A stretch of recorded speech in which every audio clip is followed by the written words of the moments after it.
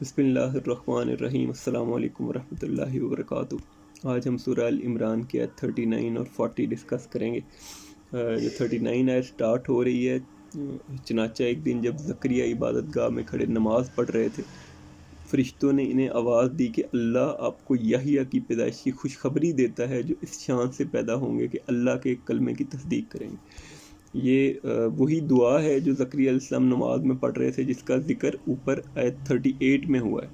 اور آپ یہ دیکھیں کہ جو نماز تھی وہ تمام پیغمبروں میں رائج تھی۔ آپ قرآن کا جو طالب علم ہے وہ جانتا ہے کہ نماز نبی پاک صلی اللہ علیہ وسلم کے دور میں شروع نہیں ہوئی، بلکہ یہ سب پیغمبروں میں رہی ہے، اور نبی پاک صلی اللہ علیہ وسلم نے بھی وہی دین پیش کیا جو سارے انبیاء نے پیش کیا، اور نبی پاک صلی اللہ علیہ وسلم پہ دین کمپلیٹ ہوا ہے، نہ کہ شروع ہوا ہے۔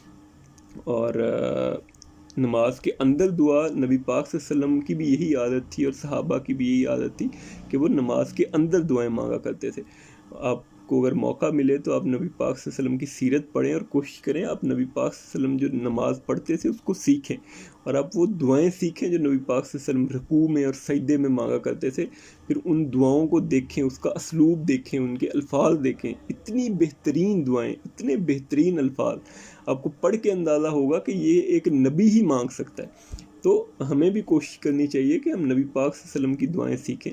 ہم نے تو اب جو نماز ہمارے ہاں رائج ہے وہ ایک رٹی رٹائی نماز ہے، اور وہ اس طرح ہے کہ ہم جیسے ہوا میں پھونک رہے ہوتے ہیں، اور نہ اس کا مطلب پتہ ہوتا ہے، نہ مقصد پتہ ہوتا ہے۔ تو کوشش کریں جو آپ عربک میں دعائیں مانگتے ہیں اس کے ساتھ اپنی زبان میں دعائیں مانگ سکتے ہیں۔ بہت سے علماء ہیں جو اس پہ ان کے آپ جو لیکچرز ہیں وہ سن سکتے ہیں کہ انہوں نے اس کی ساری دلیل دی ہے کہ آپ اردو میں نماز کے اندر جو دعائیں ہیں وہ اردو میں مانگ سکتے ہیں۔ آپ سجدے میں بھی اپنی زبان میں دعائیں مانگ سکتے ہیں، آپ رکوع میں بھی مانگ سکتے ہیں۔ تشہد تو خاص ہی دعاؤں کے لیے، اور نبی پاک صلی اللہ علیہ وسلم کے دور میں، صحابہ کے دور میں نماز کے اندر دعائیں کی جاتی تھی۔ آپ بھی کوشش کریں کہ نماز کے اندر دعائیں کریں، کیونکہ اللہ پاک کے سب سے زیادہ قریب انسان نماز کے اندر ہی ہوتا ہے۔ اور جب نماز کے اندر دعائیں مانگیں گے تو انشاءاللہ آپ دیکھیے گا آپ کی نماز کا بالکل مقصد ہی بدل جائے گا، اور آپ کو نماز کے اندر وہ خشوع و خضوع پیدا ہوگا جو قرآن ہمارے اندر چاہتا ہے۔ اور آگے اس آیات میں ہم دیکھیں کہ اللہ آپ کو یحییٰ کی پیدائش کی خوشخبری دیتا ہے جو اس شان سے پیدا ہوں گے کہ اللہ کے ایک کلمے کی تصدیق کریں گے۔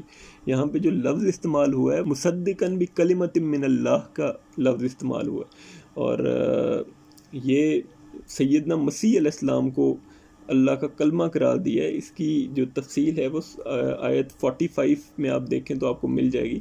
اور کلمۃ من اللہ کہنے کا جو مقصد تھا کہ وہ یہ تھا کہ جو سیدنا مسیح علیہ السلام تھے وہ عام ضابطۂ اسباب کے خلاف براہ راست اللہ کے کلمہ کن کہنے سے پیدا ہوئے تھے، اور جو اسی وجہ سے جو نصارہ تھے، جو عیسائی ہیں، وہ سیدنا مسیح علیہ السلام کی الوہیت ثابت کرتے ہیں۔ الوہیت مطلب اللہ کی خصوصیات ہونا کسی کے اندر، اور وہ اسی سے وہ ثابت کرتے ہیں۔ یہاں پہ قرآن نے اس کی تردید کی ہے کہ اللہ جس طرح سیدنا مسیح علیہ السلام ایک کلمہ تھے، اسی طرح عام عالم کے جو رنگ و بو ہیں اور ڈیفرنٹ جو ان گنت چیزیں ہیں جو محض اللہ کے کلمہ کن کہنے سے پیدا ہو گئی ہیں، تو اسی طرح سیدنا مسیح علیہ السلام بھی اللہ کے اسی کلمہ سے پیدا ہوئے ہیں کہ ایک کن کہنے سے پیدا ہوئے ہیں۔ اور پھر آگے یہ ہے کہ لوگوں کے پیشوا ہوں گے۔ پیشوا اور اس کا ایک دوسرا مطلب سردار بھی ہے۔ جو انبیاء علیہ السلام ہوتے ہیں ان کی جو اپنی ذات ہوتی ہے وہ سرداری کی شان رکھتی ہے، اور جو نبی ہوتا ہے وہ اپنی فطرت اور اپنی دعوت اور اپنے مشن کے لحاظ سے سردار ہوتا ہے۔ وہ داعی بن کے لوگوں کو پکارتا ہے، اور اس کو یہ فکر نہیں ہوتی کہ کوئی کیا سوچے گا، اور جس کے سامنے وہ بات کر رہا ہے اس کا کیا رتبہ ہے۔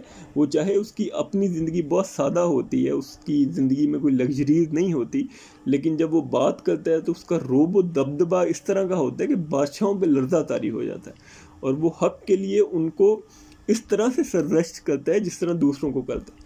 اور انجیل میں سیدنا حضرت یحییٰ علیہ السلام اور سیدنا عیسیٰ علیہ السلام دونوں کو بااختیار کا لفظ استعمال ہوا ہے دونوں کے بارے میں۔ یہ بھی جو بااختیار ہے یہی وہ جو منصب سرداری ہے اسی کا جلوہ ہے اور اسی کی ایکسپلینیشن ہے۔ پھر آگے بیان ہوا ہے کہ اپنے آپ کو نفسانی خواہشات سے مکمل طور پر روکے ہوئے ہوں گے۔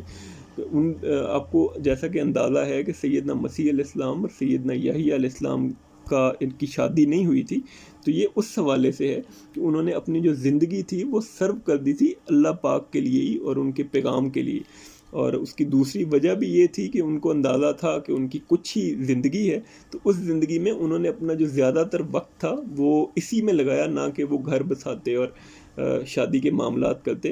لیکن یہ ساری جو چیزیں تھیں وہ ساری ان کی وقتی ذمہ داری تھی ان پہ، جو اللہ پاک نے ان پہ ڈالی تھی، اور اسی وجہ سے وہ ان کی جو زندگی تھی وہ اس ذمہ داری کو پورا کرنے میں ہی لگائی انہوں نے۔ تو لیکن یہ جو اس وقت اکثر عیسائی ہیں، نصارہ ہیں، وہ بدقسمتی سے وہ اللہ کی طرف سے جو ان پیغمبروں پہ منصبی ذمہ داری دی تھی، اس کو انہوں نے ایک رہبانیت کا رنگ دے دیا، اور انہوں نے اس کو دین کا اصلی مطالبہ قرار دے دیا۔ اور ابھی بھی آپ دیکھیں جو چرچز کے گاڈ ہوتے ہیں، جو فادرز جنہیں وہ کہتے ہیں، وہ چرچز کے فادر اکثر شادیاں نہیں کرتے اور وہ ایسے ہی زندگی گزارتے ہیں، اور وہ اس کو بہت بڑی نیکی کا کام سمجھتے ہیں، حالانکہ یہ ایک وقتی منصبی ذمہ داری تھی جو اللہ نے دی تھی۔ اس کے کوئی فرائض ہونا یا کوئی اس طرح کے احکامات نہ قرآن میں ہیں نہ بائبل میں ملتے ہیں۔ پھر جو اگلی آیات ہے کہ زکریا نے کہا، یا رب میرے یہاں لڑکا کس طرح پیدا ہوگا جبکہ مجھے بڑھاپا آ پہنچا ہے، میری بیوی بانجھ ہے۔ اللہ نے کہا، اسی طرح اللہ جو چاہتا ہے کرتا ہے۔ یہ جو حضرت زکریا نے کہا، یہ خدا نخواستہ کسی بے یقینی کی وجہ سے نہیں کہا تھا کہ کیسے پیدا ہوگا، بلکہ یہ غیر معمولی نعمت تھی جس کی خبر سن کے وہ بڑے تعجب ہوا تھا انہیں، اور یہ در حقیقت شکر کا ایک انداز ہے کہ انہوں نے اللہ سے پوچھا، دوبارہ یہ ایک شکر کے انداز میں پوچھا۔ اور پھر اللہ نے آگے فرمایا، اور دوسری اس کی وجہ یہ بھی ہو سکتی، کچھ علماء نے لکھی ہے کہ انہوں نے اس کا یہ بھی مقصد ہو سکتا ہے کہ انہوں نے پوچھا کہ میری بیوی بانجھ ہے تو یہ کس طرح ہوگا، کہ کیا ہم دوبارہ نوجوان ہو جائیں گے یا کیا ہوگا؟ تو پھر اللہ نے آگے فرمایا کہ اسی طرح اللہ جو چاہتا ہے کرتا ہے، کہ اللہ تو ایک کن فرماتا ہے تو سب ہو جاتا ہے، تو یہ بھی اللہ کے کن سے ہی ہوگا۔ یہ تفصیل تھی 2 آیتوں کی۔ اللہ پاک ہمیں دین کو سمجھنے اور اس پہ عمل کرنے کی توفیق عنایت فرمائے۔ جزاکم اللہ خیر۔ السلام علیکم ورحمۃ اللہ وبرکاتہ۔